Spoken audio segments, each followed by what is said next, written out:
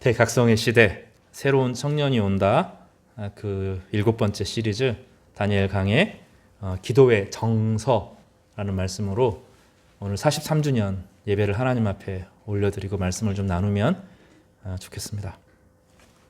저기 지난 어딘가 이렇게 가보면 이름을 잃어버렸는데 샘이 가봤어요. 제가 콸콸콸 조금 솟아 나옵니다.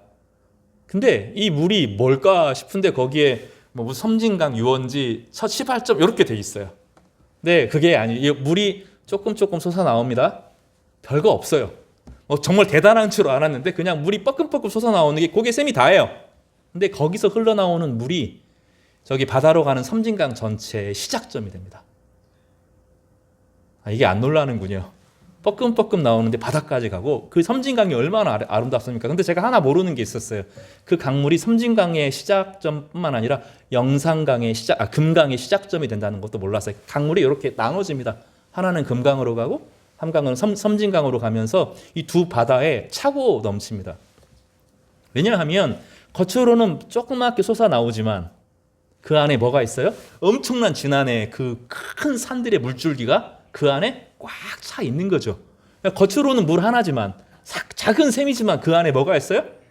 모든 물이 그 안에 다 있는 겁니다. 우리가 기도를 하는 게 그렇습니다. 우리 안에 기도가 작게 시작되면 그럼 아주 작게 시작하는 거예요. 기도는 막 처음부터 대중 집회에서 막 이렇게 하는 게 아니에요. 우리가 너무 거기에 중독되어 있어요. 어디서 시작합니까? 집으로 돌아와야 돼요. 홀로 골방에 기도해야 돼요. 아니면 차분하게 아무도 없는 이 교회 앞에 계단에 앉아서 기도를 시작하는 겁니다. 제 인생의 첫 기도, 수많은 기도가 있었지만 저의 인생의 제대로 된 첫 기도는 군대 막사 앞에서 고참들에게 두드러 맞고 계단에 앉아서 울면서 주님 제 안에 진짜 그리스도인이 되기를 원하는데 주님 제 안에 와주십시오 하고 잠깐 기도했던 그 순간이고, 그러면서 잠깐의 말미를 얼어서 이 운동장을 몇 바퀴 걸어서 했던 기도가 제 인생의 기도의 사실은 첫 시작과 같아요. 제 삶을 이끌어내고 만들어 갑니다. 작은 기도가 시작되는 것 같지만 이 기도 안에 뭐가 흘러요? 성령의 정서가 흐르고 하나님의 은혜가 흐릅니다. 그래서 여러분이 일상에서 드리는 이 작은 기도를 절대로 무시하면 안 되고, 내 일상의 삶 가운데 기도가 멈춰 있고 약해지는 것을 간단하게 보면 안 됩니다. 내가 지금 심각한 문제가 있구나 하는 것을 알아야 하는 것입니다. 오늘 이 다니엘서의 말씀을 통해서 우리 교회에 나아갈 방향과 이 시대에 나아갈 방향과 우리 자신의 삶을 나아갈 방향을 함께 나누도록 하겠습니다.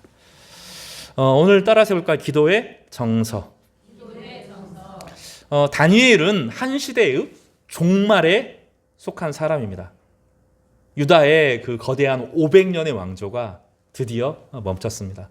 다윗이 시작했던 그 엄청난 나라가 또 솔로몬을 통해서 몇백 조의 세금을 걷어들이고 그 돈으로 지었던 솔로몬의 성전의 역사가 끝났습니다.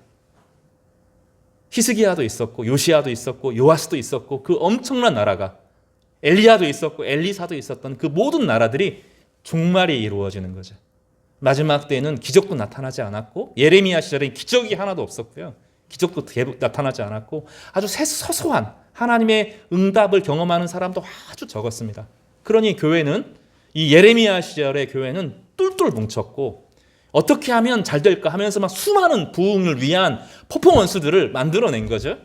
막 예배 의식을 엄청 크게 하고 재물을 막 엄청 하나님한테 갖다 드리고, 근데 하나님께서 구역질 난다 그랬어요. 이 예배가 아니다라고 하나님께서 선언을 하시고 내가 이 예배를 안 받았으면 좋겠다라고 선언하게 된 겁니다. 음란의 문제가 있었고요. 탐욕의 문제가 있었습니다. 이 부자들이 땅을 차지하는데 눈에 혈안이 되면서 이 힘을 가지고 자신이 땅을 차지하고 많은 것을 얻었으니 하나님이 나를 축복했다 이렇게 생각을 한 거죠. 하나님이 이 음란과 탐심을 버리지 않는 이 시대를 보면서, 그리고 온갖 다른 사람들에게 죄를 떠벌리면서 이런 시대를 보면서 하나님께서 탄식하셨고 예레미야의 메시지를 통해서 그 시대를 질책하셨던 것이 예레미야 시절입니다. 다시 말하지만 예수님께서는 가장 많이 인용하셨던 본문은 아브라함도 아니고 이사야도 아니고 예레미야였습니다. 예수님의 시대를 예수님께서는 예레미야 시대로 규정하셨습니다. 저는 이 시대가 예레미야 시대와 같다고 생각합니다. 그래서 실제로 보면 교회는 막 치달아 밑으로 내리꽂고 있는 거죠. 통계에 의하면 합동 측에서 10만 명이 지난 몇 년간 이제 빠져나갔다는 거예요. 통합 측에서 10만 명이 빠져나갔다는 겁니다. 신천지가 10만 명입니다. 그 중에 많은 수가 신천지로 갔고 대부분은 신앙을 잃어버렸습니다. 근데 더 떨어질 겁니다. 이제 급속히 떨어질 겁니다. 청소년 대학생들 예수님 거의 안 믿거든요. 확 떨어질 겁니다. 퍼포먼스로 되는 것이 아닙니다. 어떤 막 움직이면 무브먼트로 움직여서 되는 것이 아닙니다. 하나님은 어떻게 하셨어요? 예레미야 시절에 우리가 지난주에 설교했던 것처럼 어떤 일이 있었습니까? 하나님 짐을 싸고 성전에서 이사를 나가버리시잖아요. 예레미야 성전은 어떤 성전입니까? 그 시절에 다윗이 지었던 성전, 솔로몬이 지었던 성전입니다. 하나님은 거기 있기 싫다고 하셨어요. 그리고 어디로 가셨어요? 바벨론 강가로 내려가셨어요. 사드락과 메삭과 아벳느고의 그 작은 신앙의 공동체, 그곳이 좋다고. 예수님께서 자신의 영광을 어떻게 하셨어요? 직접 신약 구약에 나타내시면서 사드락과 메삭과 아벳느고 곁에 있었습니다. 수많은 사람들, 수천 명의 집회들 가운데 계신 것이 아니라 하나님을 의지하고 진실로 하나님 앞에서 마음과 정직을 다해 살고 싶었던 바로 그곳에 예수님께서 신약의 구약에 나타난 예수님의 모습으로 하나님의 영광의 본체이신 예수님께서 바로 거기에 계셨던 것입니다. 이들은 그곳에서 뜻을 세웠습니다. 뜻은 뭐라고 그랬죠? 심장을 제 위치에 두는 것입니다. 심장이 다른 곳에 있으면 안 되죠. 우리 인생은 마음이 찢길 대로 찢겨져 있죠. 돈에, 명예에, 두려움에, 과거의 상처에, 미래의 염려에 우리 마음이 갈갈이 찢겨져 있는데 이걸 하나로 다 모아서 주님 앞에 가지고 나오는 겁니다. 그럴 때 생명이 회복되죠. 다니엘은 우상에게 절한 음식 먹지 않겠다 선언하고 어떻게 하셨어요? 나는 하나님께 예배하는 자로 회복하겠다 하고 우상의 제물을 금하고 하나님만 나의 하나님이다. 모든 심장을, 자신의 생명을 하나님 앞에 드리기로 결정합니다. 그러니 하나님은 교회 안에 있는 지식만이 아니라 세상의 모든 지식이 내 거다 라고 말씀하시면서 모든 우주의 질서를 다니엘에게 주셨습니다. 지혜를 얻었습니다. 그 다니엘은 그 지혜를 자신을 위해 쓰지 않고 시대를 향해서 아파하는 마음으로 긍휼의 마음을 가지고 사람을 품었습니다. 적을 죽이는 방식이 아니라 자기와 같은 처지에 있는 수많은 노예들, 지식인들, 또 다른 종교에 있는 사람들까지도 위해서 기도하면서 긍휼의 마음을 품는 대범한 마음을 보여주었습니다. 아브라함이 그랬어요. 소돔과 고모라 하나님께서 멸망시킬다 그럴 때 아직 안 됩니다라고 막아섰던 긍휼의 마음을 보여주었던 것입니다. 이것이 하나님 백성의 자신감에서 나온 거죠. 사드락과 메삭과 아벳느고는 라 그랬어요. 따라서 해볼까요? 라. 노죠, 노. 당신은 하나님이 아닙니다. 당신이 섬기는 하나님도 하나님이 아닙니다. 당신이 만든 신상도 하나님이 아닙니다. 라 이렇게 말했을 때 하나님께서는 라를 제거하시고 내가 여기 있다. 하나님의 영광을 어디서 보여주셔요? 불꽃 가운데서 보여주셨습니다.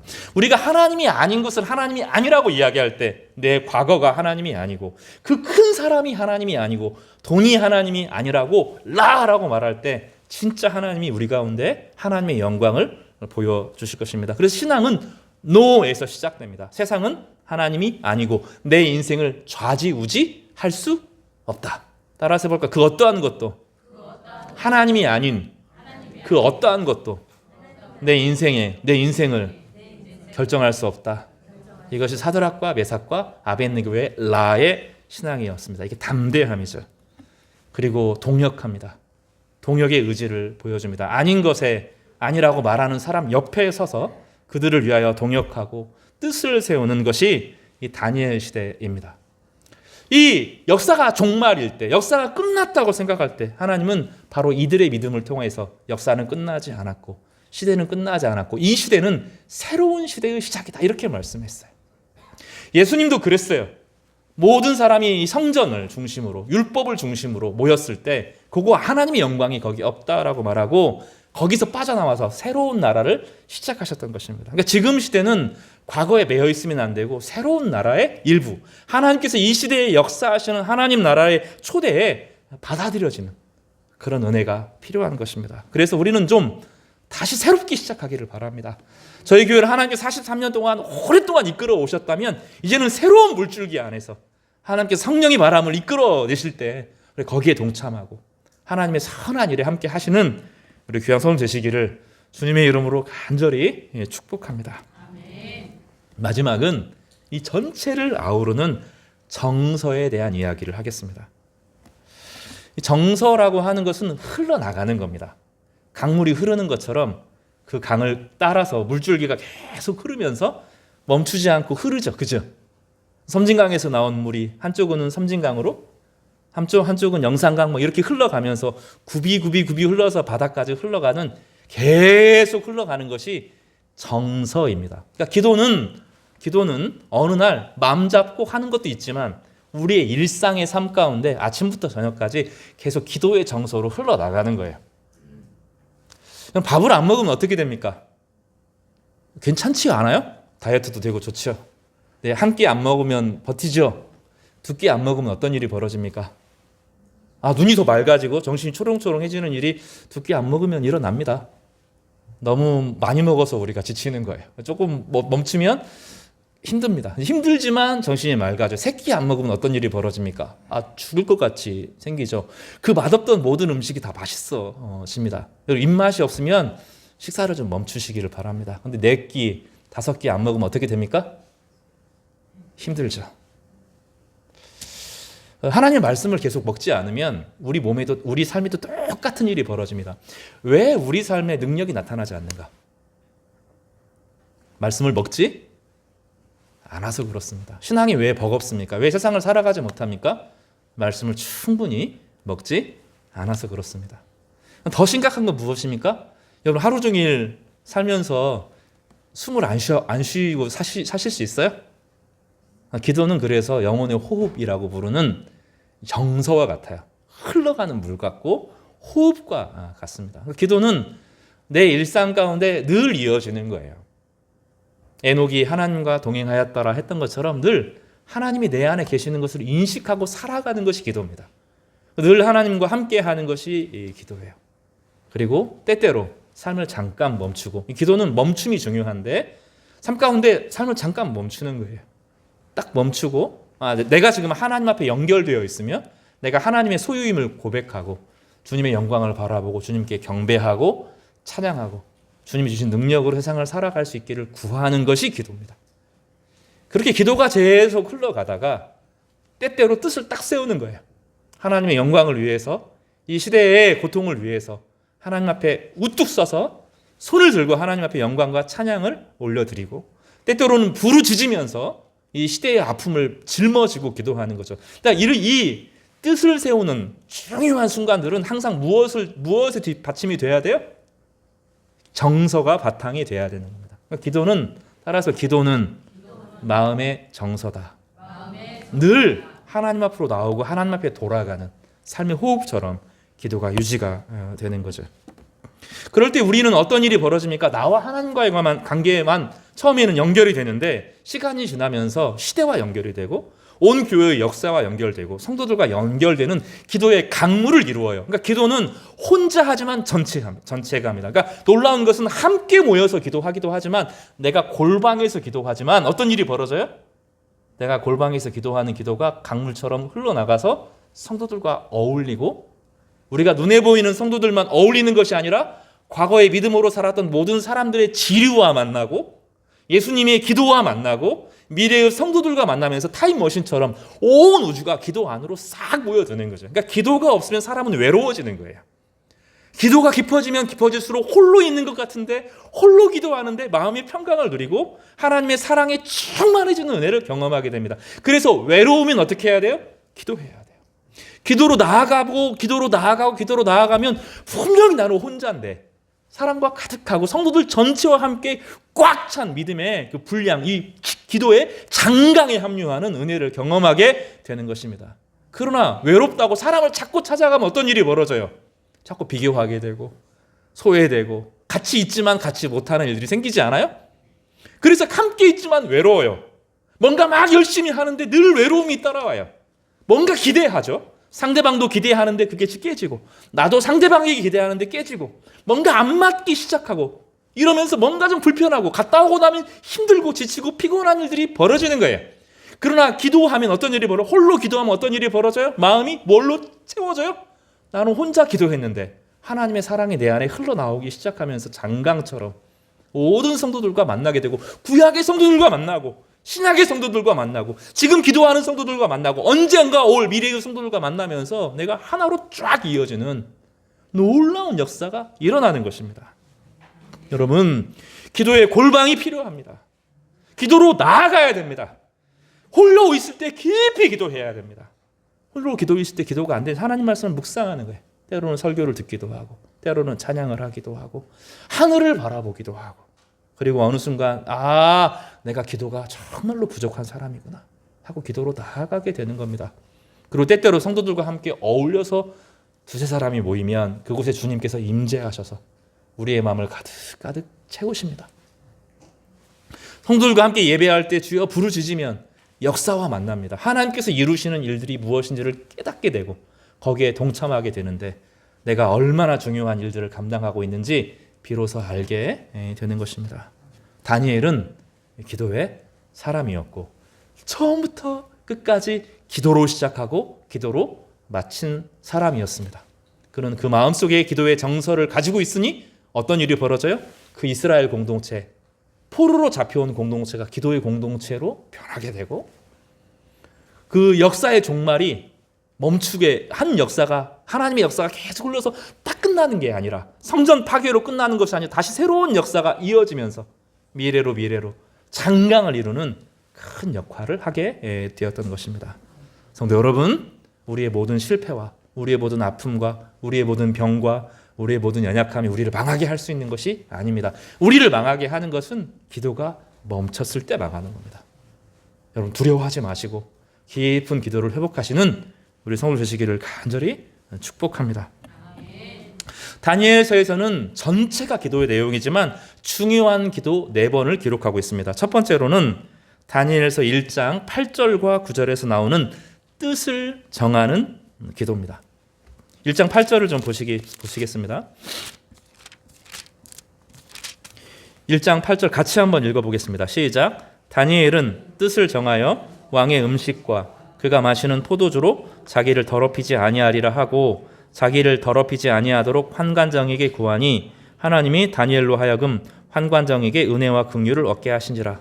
요 전후 맥락 가운데 다니엘이 뜻을 정했다라고 하는 것인데, 심장을 정하다 하는 것은 제자리에 두다라는 뜻이었죠. 뜻을 정하다라고 하는 것은 자신의 심장을 제자리에 가져다 두다라는 뜻입니다. 마음이 있어야 될 곳에 거기에 두는 것입니다. 여러분, 한 남자가 이 여자 저 여자 저 일에 마음을 두면 될까요? 안 될까요? 어떻게 해야 돼요? 마음을 모아서 누구에게 갖다 줘야 돼요? 자신의 아내에게, 자신의 남편에게 갖다 줘야 되죠. 우리 흩어진 모든 마음들, 내가 두었던 모든 마음을 예배 때마다 하나님 앞에 가져와서 나는 하나님께 속한 사람입니다 하고 그 마음을 가져다 놓는 거예요. 상한 마음도 가지고 와야 돼요. 탐욕의 마음도 내려놔야 돼요. 두려운 마음도 내려놓는 겁니다. 이 모든 것을 가지고 와서 하나님 앞에 드리는, 이것이 다니엘의 첫 번째 기도의 모습입니다. 두 번째 기도는 다니엘서 6장 10절에 나옵니다. 오늘 읽었던 말씀인데 같이 한번 읽어보겠습니다. 6장 10절 말씀입니다. 같이요. 시작. 다니엘이 이 조서에 왕의 도장이 찍힌 것을 알고도 자기 집에 돌아가서는 윗방에 올라가 예루살렘으로 향한 창문을 열고 전에 하던 대로 하루 3번씩 무릎을 꿇고 기도하며 그의 하나님께 감사하였더라. 다니엘은 무엇이 자기의 본질이라고 생각한 거예요? 신분, 왕 앞에 귀족으로서, 총리로서 인정받아서 사회적인 역할을 하는 것이 자신의 본질이 아니고, 자신은 어떤 사람이에요? 하루에 3번씩 기도하고 하나님께 감사하는 것이 자기인 것을 알았어요. 역할은 주어진 거고, 나는 누구예요? 기도로 하나님과 만나는 사람인 거죠. 여러분, 착각하면 안 돼요. 많은 사람들이 자신에게 주어진 역할을 자신이라고 생각해요. 여러분 자신의 직업이 있지 않아요? 엄마로서, 아빠로서, 직장인으로서 자신의 모습이 있잖아요. 사람들을 나를 저를 뭐라고 부르죠? 목사님이라고 불러요. 학교 가면 교수님이라고 불러요. 그게 자신의 모습이라고 생각해요. 아니라니까요. 성경은 좀 다르게 이야기합니다. 기도하는 것이 본질이고 나머지는 하나님이 잠깐 역할을 수행하도록 하시는 거죠. 여러분 죽고 하나님 만나면 황 목사 이렇게 부르는 게 아니에요. 야 성아야 이렇게 부르는 거죠. 죽으면 친분이 없어요. 하나님과 나죠. 하나님과 나. 하나님께서는 나를 대할 때 그 사람으로 내 본질로 대하셔요. 사랑하는 우리 성도 여러분을 대할 때 여러분의 다른 외적인 것으로 하나님께서 여러분을 평가하거나 판단하지 않으셔요. 하나님과 지금 얼마나 가까우냐로 보죠. 여러분 부모와 자식 간에 자식이 어떤 높은 위치에 있으면 자식이 아닌 겁니까?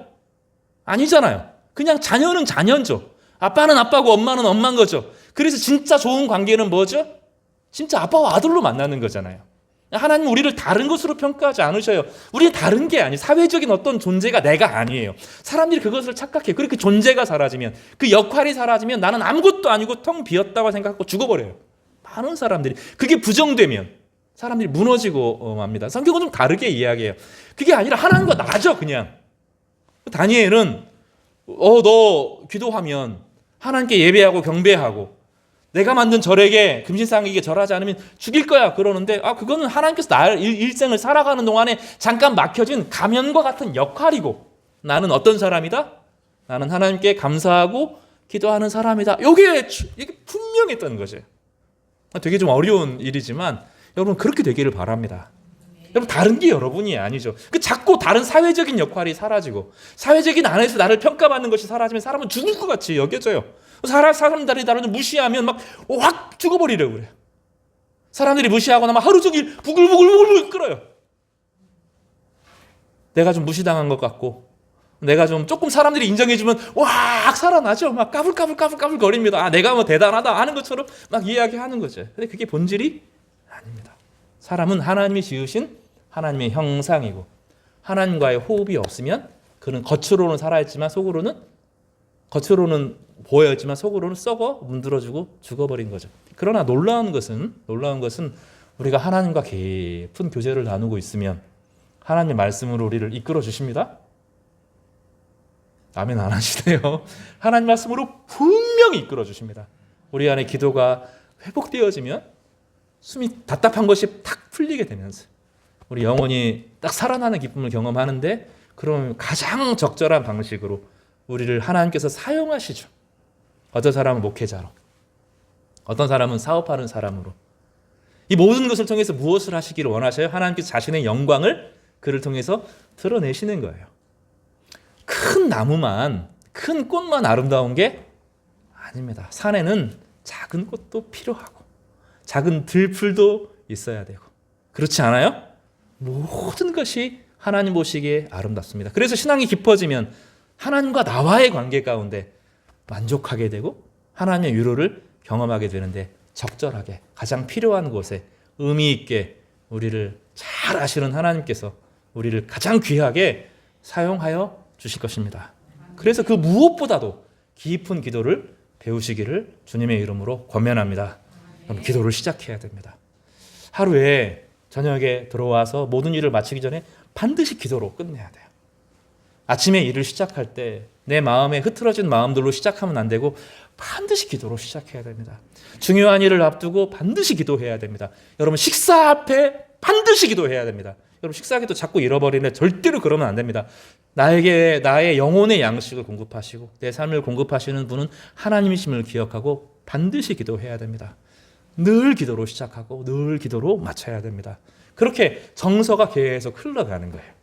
물이 흘러가듯이 계속 흘러가다가 나중에 하나님 영광 앞에 서는 것이 기도입니다. 그럴 때 하나님께서 때를 따라서 우리에게 은혜를 주시고 진리를 공급하여 주시고 우리의 삶의 길을 열어주시고 우리로 하여금 그 어려움을 이겨내게 하실 수 있는 지혜와 용기와 담대함과 동역자들을 그 안에서 보내주시는 것입니다. 내가 가장 은밀하게 기도하는 것을 하나님은 가장 크게 보셔요. 이게 놀라운 비밀인데 사람들 앞에서 과시하는 거 말고 내가 은밀하게 하나님 앞에서 깊이 기도하면 온 우주의 천상 회의가 열리고 지금 성도가 기도한다. 귀 기울여 들어야 된다 하고 온 우주가 침묵하고 하나님이 온갖 모든 정성을 다해서 그 안에 그 이야기에 경청하시며 그의 이야기를 통하여서 세상의 역사를 바꾸어 내시는 거예요. 그래서 우리의 신앙에서 중요한 것은 따라서 해볼까요? 기도의 골방. 기도의 골방을 회복하시는 우리 성도님 되시기를 주님의 이름으로 축복합니다. 세 번째 다니엘의 기도는 9장 전체가 기도장입니다. 다니엘서 9장 전체가 이제 다니엘이 계속 기도하다가 9장에 기도를 합니다. 1절에서 27절까지 기도인데 9장 1절에 보면 이렇게 나와요. 메대 족속 아하수레의 아들 다리오가 갈대아 나라 왕으로 세움을 받던 첫 해 곧 그 통치 원년에 나 다니엘이 책을 통해 여호와께서 말씀으로 선지자 예레미야에게 알려주신 그 연수를 깨달았나니 곧 예루살렘의 황폐함이 70년 만에 그치리라 하신 것이라. 다니엘은 자신의 삶에서 기도했어요. 자신의 삶을 위해서 기도했고 하나님의 영광이 그에게 나타나기를 기도했습니다. 그런데 지금 다니엘의 기도는 좀 성격이 달라지죠. 예레미야의 그 깊은 기도를 받는 거죠. 이 본문은 이렇게 생각하면 좋습니다. 나무가 하나 있는데 두 가지 예를 들게요. 나무가 하나 있는데 밑둥이 없어요. 위에 열매가 없어요. 가지가 없어요. 가운데만 있는 나무가 있어요. 죽었습니까? 살았습니까? 죽었죠. 신앙이라고 하는 것은 깊은 신앙의 정서가 흘러오면서 과거의 좋은 전통을 물려받아서 내가 살아내고 한 시대를 살아내는 것으로 그치면 끝나는 것이 아니라 어떻게 해야 돼요? 다음 시대의 전수가 되어야 신앙의 역할을 감당하는 거죠. 그래서 따라서 해볼까요? 내가 느끼는 하나님이 전부가 아니다. 이게 되게 중요해요. 신앙생활은 지금 나와 하나님과의 관계만 이야기하면 안 돼요. 아까 그런 얘기 한 것처럼 조금 다른 맥락인데 나와 하나님과의 문제가 아니라 내가 하나님과 깊은 나와의 하나님과의 이야기를 해야 되지만 그럴 때 어떤 깊은 기도를 회복하면 어떤 일이 벌어진다 그랬어요? 과거가 연결되고 미래가 연결된다 그랬죠. 그러니까 신앙에 깊은 기도를 하지 않으면 기도의 맥이 끊어지면 과거와 미래가 단절돼 버리고 말아요. 그러니까 예레미야가 깊이 기도했던 오랜 기도가 있어요. 예레미야의 기도는 나라가 망할 때 어떻게 해야 되는지에 대한 절망에서 시작됩니다. 신앙이 점점점 부패해요. 대의명분으로 바뀌어요. 이데올로기로 바뀌어요. 하나님의 생명이 사라지고 하나님 앞에서 내가 어떻게 살 것인가를 고민하지 않고 막 사람들을 막 움직여서 뭔가를 하려고 해요. 근데 그런 방식의 신앙이 움직임이 아니거든요. 예레미야는 그 예루살렘 시대, 예레미야 시절의 예루살렘의 그 거짓 선지자들 하는 행동들이 너무 악한 것을 알았어요. 예레미야는 세상을 향하여서 하나님 말씀을 계속 선포했지만 어떻게 했어요? 하나님 말씀을 듣고 깊이 기도하고 그것을 기록했습니다. 그리고 70년이 지나면 하나님께서 이 나라를 회복할 것이다 라고 말씀했죠. 그 70년이라고 하는 것이 이제 희년의 회복인데 이 회복을 간구하고 구했던 것입니다. 그럴 때 어떤 일이 벌어집니까? 그 깊은 기도가 사라진 것이 아니라 다니엘을 통해서 연결이 되죠. 다니엘과 예레미야가 연결되면서 다음 세대까지 장강이 흐르게 되는 것입니다. 지금 이 동남아 쪽에 문제가 뭐냐면 그 네팔에서부터 그쪽에서 강이 쭉 흘러 내려와요. 근데 그 강들을 이제 중국이 독점을 하고 또 여러 나라들이 큰 댐을 만들어서 독점을 하기 시작합니다. 그럼 하류가 어떻게 돼요? 다 죽습니다. 그 전쟁이 어마어마하게 큰 전쟁입니다. 이 강줄기가 막혀가지고 무너지는 일들이 너무나 많아지거든요. 근데 우리가 지금 꼭 그거 해요. 우리가 다 써버리는 이 시대의 모든 복을 다 쓰겠다고 생각하면서 실제로는 기도하지 않으니 우리 안에 모든 것을 써버리고 탐욕이 일어나서 함께 썩어버리는, 물이 썩어버리는 그런 일이 벌어지게 되는 거죠. 기도를 통해서 우리는 하나님께 나아가고 깊은 기도를 통해서 하나님과 나아가면 진짜 신앙의 원료하고 만나게 돼요. 이 신앙의 원료라고 하는 것은 우리의 믿음의 조상들이 있죠. 또 교회의 전통이 있어요. 그런 이런 전통보다 더 깊이로 내려가면 예수님의 기도가 있고 예수님의 십자가가 있죠. 그 전통과 만나게 되는 것입니다. 이 전통과 만나는 과정은 쉬운 일이 아니죠. 로마서 11장 17절과 21절에 보면 이런 얘기가 있어요. 또한 가지 얼마가 꺾이었는데 돌감나무인 네가 그들 중에 접붙임이 되어 참감나무의 뿌리의 진액을 함께 받는 자가 되었은즉 그 가지들을 향하여 자랑하지 말라. 자랑할지라도 내가 뿌리를 보존하시는 것이 아니요 뿌리가 너를 보존하는 것이니라. 그러니까 우리는 내가 느끼는 하나님으로만 만족하면 안 되고 하나님께서 역사의 섭리 가운데 어떻게 역사를 흘려보냈고 지금 어디까지 흘려왔고 내가 어떤 역할을 해야 되는지 비로소 알게 될 때 삶의 의미와 목적이 드러나게 되는 거죠. 그러니까 나와 하나님과의 관계만 생각하면 어려워져요. 내 가정에 어려움이 생기고 내가 힘들어지면 무너지고 말거든요. 근데 하나님은 훨씬 크고 오랫동안 인류의 구원을 위해서 역사의 강물을 흘려오신 분이거든요. 그래서 그 안에 역할이 주어져요. 그러니까 사람들이 보는 역할에서 벗어나야 되는데 하나님이 이 시대에 우리를 세우는 목적과 의미의 역할을 거기서 회복하게 되는 겁니다. 다른 예를 하나 더 들어보겠습니다. 제가 아는 존경하는 교수님께서 그 예를 썼는데 큰 미술관이 하나 있어요. 미술관이 있는데 그 유리로 된 모자이크가 이렇게 따닥따닥 붙어 있습니다. 근데 뭐가 접촉이 잘못돼 가지고 하나가 퉁구르륵 굴러 떨어졌어요. 그 떨어진 유리 조각이 검정색 유리 조각을 청소부가 이게 사람들에게 다치겠으니까 안 되겠다 해서 쓰레기통에 딱 버렸습니다. 근데 아침에 난리가 난 거죠. 왜냐하면 큰 유리로 된 모자이크 안에 보석으로 막 돼 있는 그 모자이크 안에 그 남자 주인공 눈동자 하나가 떨어져 있는 거예요. 그러면 이 눈동자는 뭐예요, 그게? 쓰레기 청소하는 분에게서 그냥 쓰레기죠. 하나의 쓰레기에 불과할 거 아니에요. 그런데 이 전체 그림을 만든 작가 입장에서는 뭐예요? 이게 없어서는 안 되는, 그게 없어서는 안 되는 바로 그거죠. 이게 맥락이거든요, 맥락. 우리는 이 시대적인 맥락에 살아요. 가정을 키우고 자녀를 키우고 세상에서 뭐가 되고 사장님이 되고 사업을 하고 직장생활 일을 하고 그게 나죠, 나. 근데 그게 내가 아니라니까요. 근데 거기서 벗어나오는 거예요. 하나님께서 거기서 우리를 딱 떼어내세요. 그게 아니라 너는 내 거다. 나의 소유다. 나와의 관계에서 역사가 시작되고 새로워진다. 어떻게 하셔요? 우리를 그곳에서 떼어내셔서 하나님 나라의 중요한 일꾼으로 만들어내는 거죠. 로마서 11장은 그 얘기를 하는 거죠. 예전에는 이스라엘 민족에 너희가 속해 있었고 과거에 너희 우상의 민족에 속해 있었지만 거기서 너희가 잘라졌다는 거죠. 잘라지는 과정은 아프고 괴롭고 슬퍼요. 우리 인생에서 슬픔을 겪어요. 가족과 멀어지고 가족과 싸우기도 하고 직장에서 어려움을 당하기도 하고 몸이 아프기도 하고 막 시험 준비를 하는데 막 안 되기도 하는 그런 과정을 우리가 겪는다고요. 그러면서 내가 거기에 속한 사람이 아니고 하나님 나라 안에서 어떤 역할을 위해서 쓰임받고 거기에 준비되어 있구나 하는 것을 비로소 서서히 발견하게 됩니다. 다니엘은 그 기도를 9장에서 드려요. 예레미야의 기도를 다시 읽고 간절히 기도합니다. 금식하고 베옷을 입습니다. 내가 죽었다라는 뜻이에요. 하나님이 아니면 나는 이미 죽은 사람이다 고백하는 거죠. 과거의 이스라엘의 죄를 짊어집니다. 아니 지금 다니엘은 페르시아에서 힘있고 힘센 사람으로 딱 자리를 잡았어요.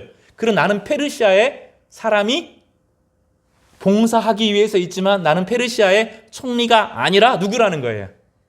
하나님의 나라의 역사의 전통을 잇는 기도의 사람이다. 이걸 분명히 하는 거죠. 그리고 죄를 고백하는데 자신의 죄를 고백하는 것이 아니라 이스라엘 전체를 죄를 위해서 죄를 고백합니다. 가계에 흐르는 저주하고는 다릅니다. 가계에 흐르는 저주는 우리나라 그 과거의 조상들 막 섞여가지고 우리 조상들이 온갖 죄를 지었으니 내가 그 저주에 속해 있어서 예수님 믿어도 여전히 그 저주에 속해 있으니 가계에 흐르는 저주를 끊어야 된다 뭐 이런 이야기를 하는 건데 그 거짓말입니다. 예수님 믿으면 가계에 흐르는 저주는 다 끊어지는 거예요. 없어요 그런 거. 증산도 뭐 대순진리에 그런 거 다 끊어진 거죠. 없어요. 내가 예수님 믿으면 과거에 흐르는 모든 저주는 다 끊어진 줄 믿으시기를 바랍니다. 그런 거 없어요. 점 보고 이런 거 하면 안 돼. 다 끊어졌다고요. 그러나 지금 여기서 이야기하는 죄를 죄라고 이야기하는 것은 죄를 죄라고 우리가 과거에 살았던 죄를 죄라고 정의하는 거예요. 그래서 죄를 죄라고 선언하는 순간 죄가 더 이상 우리에게 힘을 발휘하지 못하는 겁니다. 그러니까 우리가 회개할 때 그런 일이 일어나요. 내가 살아왔던 것이 죄임을 고백할 때 죄가 끊어집니다. 동시에 과거의 죄를 고백함으로 죄와 결별합니다. 더 놀라운 것은 이것이 한 개인의 죄가 아니라 이스라엘 백성 전체의 죄를 짊어졌다는 거예요. 여러분 처음에 우리가 기도하면 어쩔 수 없어요. 내 문제를 가지고 기도합니다. 그렇지 않아요? 내 자녀를 위해서 기도할 때 좀 간절해집니다. 그렇죠? 내 주변의 사람들이 어려움이 생긴 것을 놓고 기도할 때 조금 간절해져요. 근데 국가에 위해서 기도한다. 교회를 위해서 기도한다.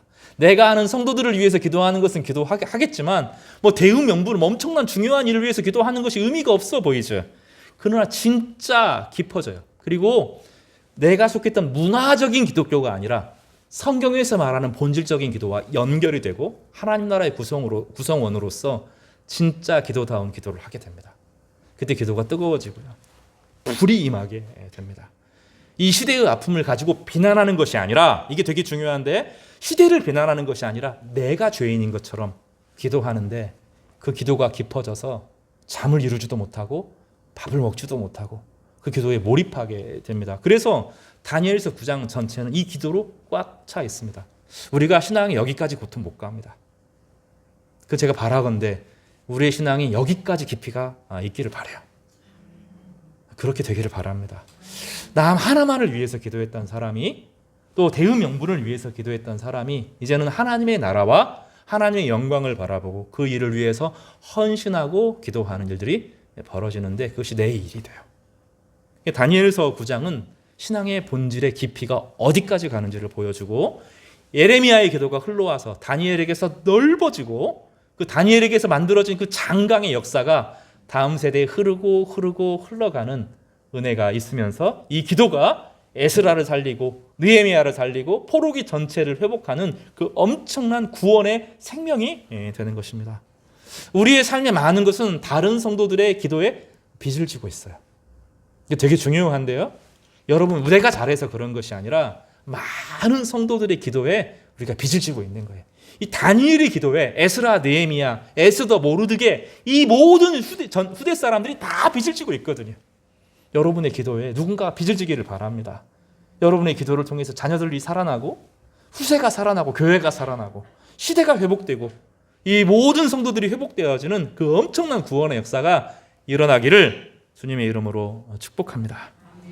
마지막 기도는 이제 후반에 나오는데, 그 다니엘이 기도하면서 하나님의 환상을 보고 미래에 일어날 일들을 깨닫고 확인하는 내용들이 이제 후반에 나옵니다. 그리고 그 내용들을 가브리엘을 통해서 응답을 받는 일이 이제 이어지게 되죠. 이렇게 네 번의 기도, 다니엘서에서 나오는 네 번의 기도는 하나하나 기도도 중요하지만 그 오늘 강조하는 것은 무엇입니까? 따라서 기도의 뭐라고요?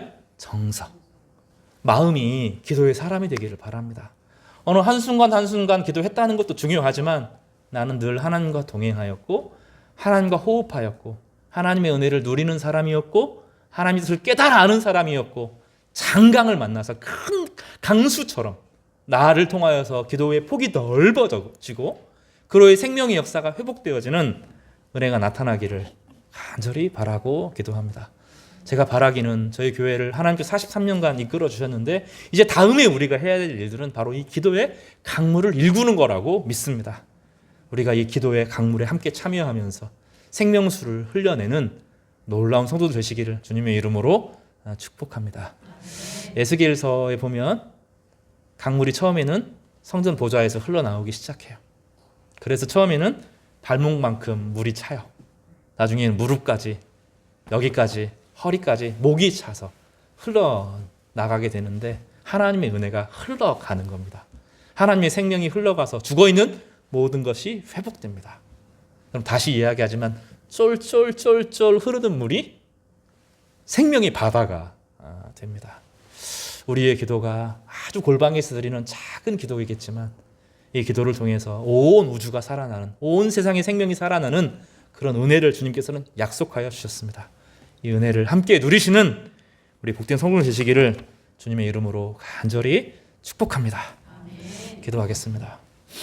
거룩하신 하나님 감사합니다. 시대의 위기 앞에 모든 역사가 끝나고 부흥이 끝나고 죽음이 가득한 이곳에 다니엘은 뜻을 세우고 뜻을 세운 다니엘에게 하나님께서는 지혜를 주셨고 지혜를 얻은 다니엘은 사람을 미워하는 방식이 아니라 모든 시대를 품는 어른처럼 시대를 위하여서 긍휼의 마음을 보여주었습니다. 사드락과 메삭과 아벳느고는 하나님이 아닌 것들을 향하여 라라고 말했고 그들은 선한 일에 함께 동참하며 동역하였습니다. 다니엘은 일생을 그의 고난의 시기, 청소년 시기에서부터 나이 들어있는 모든 시기 가운데 깊은 기도의 사람으로 점점점 깊은 생명의 강을 이루었습니다. 우리가 지금도 그 강수를 마시고 있습니다.